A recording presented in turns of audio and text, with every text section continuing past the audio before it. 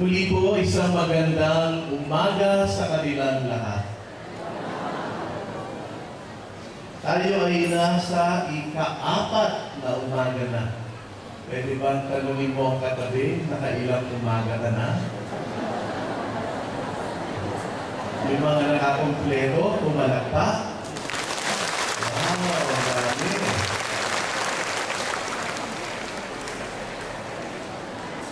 Kung tayo po ay tunay na nakilig sa mga pagbasa, ang Ebanghelyo natin sa umagang ito ay katulad din ng Ebanghelyo natin kahapon.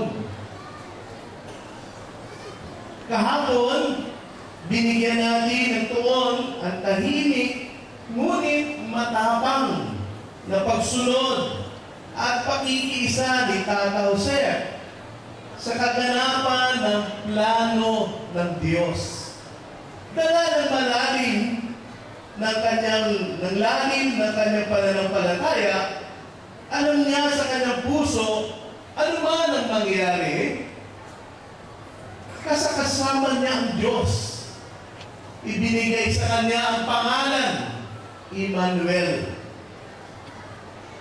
Hindi lamang si Maria ang tumugon ng oo, si Tata Joseph din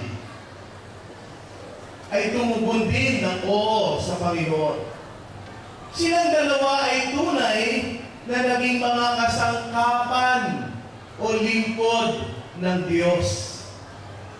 Sa panahon natin ngayon, sino ba ang nagiging katuwang o kasangkapan ng Diyos sa pagpapalaganap ng kanyang balitang kaligtasan? Mga pari lang ba? Hindi po. Kaya, dineclare po ng ating mahal obispo, matapos yung Year of the Clergy noong nakarang taon, sa ating diocese, ito ang Year of the Laity. Mga pangkaraniwang Katoliko, kagaya o katulad ni Maria at ni Jose. Kayong mga laiko ay kasangkapan din ng Diyos.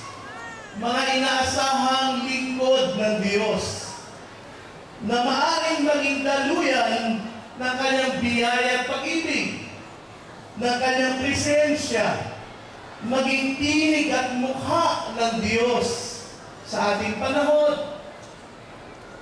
Ngayon, paano ba maging kasangkapan ng Diyos, lalo na sa panahon natin? Paano ba maging isang tunay na lingkod ng Panginoon? Sa ating pong pagdiriwang ngayon, ibinibigay ang atensyon kay Tata Jose bilang modelo ng isang tunay na kasangkapan at lingkod ng Diyos. At kung ating pong tingnan at pagmasdan ang kanyang buhay, ang buhay ni Tata Jose, ay makikita po natin ang tunay na kasangkapan o lingkod ng Diyos ay ang ating pagiging pagiging willing o kaya kagustuhan to go out of our way upang tugunan ang anumang pangailangan ng ating kapwa. To meet a need in someone else's life and to accomplish, ganapin ang mga pangailangan wala pong gumaganap. Mga kapatid, ang tunay pong paglilingkod, makikita natin sa buhay ni Tata Jose, is more than just a desire to do what is right. It is dying to one's own desires and attending to the needs of our God and the needs of our neighbors. At yung po ang kanyang pinamalas. Inuna niya ang pangailangan ni Maria kahit siya'y nagbubuluhan, nasasaktan doon sa balita na ang kanyang pinakamamahal na si Maria ay katagpuan nagdagal ng tao na. Pero imbis na kanyang harapin ang sakit na dulot nito dahil hindi niya naiintindihan, inuna muna niya ang pangailangan ni Maria, ang pangailangan ng sanggol na nasa loob ng sinapupunan ni Maria, na pareha sila mag-ina, pwede pong hatulan ng kamatayan. Dahil sa batas na yun, ang sino mang matagpuang nagdalang tao na hindi po kasal o hindi po ito pag-aari ng kanyang asawa, adultery po ang tawag dito, babatuhin hanggang mamatay. Mga kapatid, that is true servanthood. Ang tawag dito ay righteous mercy of Joseph. Righteous mercy. Bakit po righteous mercy? Because for Joseph, the desire is more than just doing what is right. It is dying to one's own desire and attending first to the needs of others. Righteous mercy. Kaya po, ang pinakamainam po na summary, no? Kung ano po ang kahulugan ng pagiging isang lingkod, it is to be a person who does not exercise his own will, but rather submits it in order to please his master, ang kanyang Panginoon.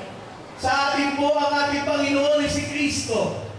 Bilang mga disipulo, we do not exercise our own will, but instead, we give it over not only to God, but to others, so that we can please Christ.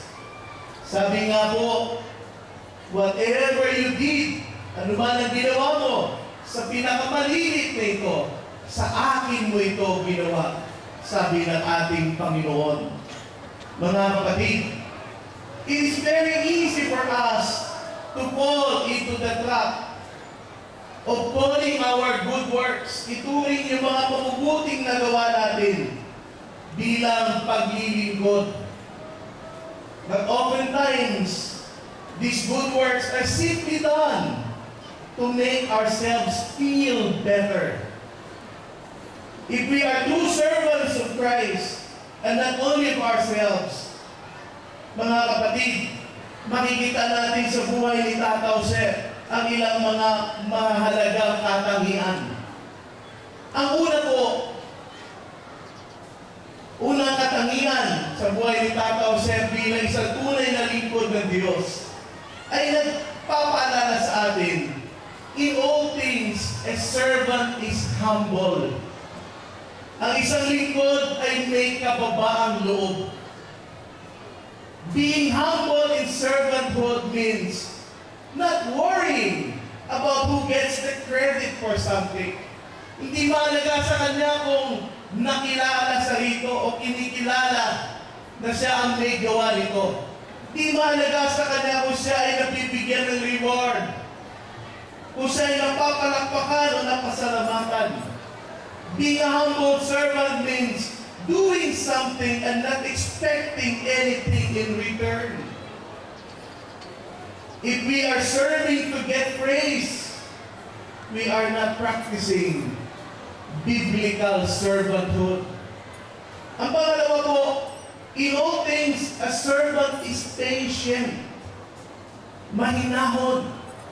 Ang isang lingkod ng Diyos, bukod sa mahinahon ay matyaga.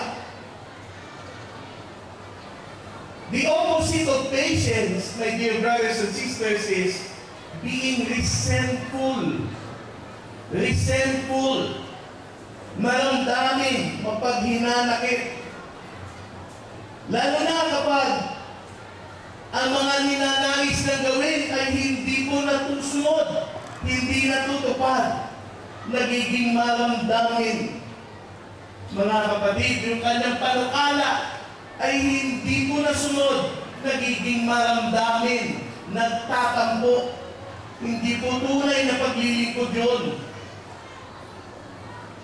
One result of impatience is being discouraged.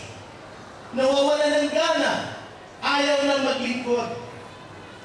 bilang tunay ng mga lingkod, we must be patient, especially when things do not go our way, so that we do not become discouraged. Mga kapatid, sa buhay po ni Tata Jose, alam natin na yung yugtong binasa sa Ebanghelyo, noong matuklasan niya si Maria, ay nagdadalang tao at alam na hindi kanya, dahil hindi pa niya ginalaw ito. Napag-isipan pa nga niya, baka may ibang minamahal si Maria. Pero ang paliwanag din ng Maria ay ito'y kagagawa ng Diyos na hindi po maabot ng pag-unawa ni Tata Jose. Pero si Tata Jose, handang-handa na ang mga plano niya para sa buhay nila ni Maria, nakalatag na. Kaya lang, iba pala ang plano ng Diyos. Hindi po siya nagtampo. He was not discouraged. Hindi na iniwan ng Diyos dahil iba ang gusto ng Diyos. Hindi niya tumalikod sa Diyos dahil hindi yung gusto niya nasunod. My dear brothers and sisters, when things do not go your way in service, will you remain patient and still joyful through the trials? Or will you be discouraged and would want to give up? Napakaganda po ang halimbawa ni Tata Jose. Tunay na lingkod ng Diyos.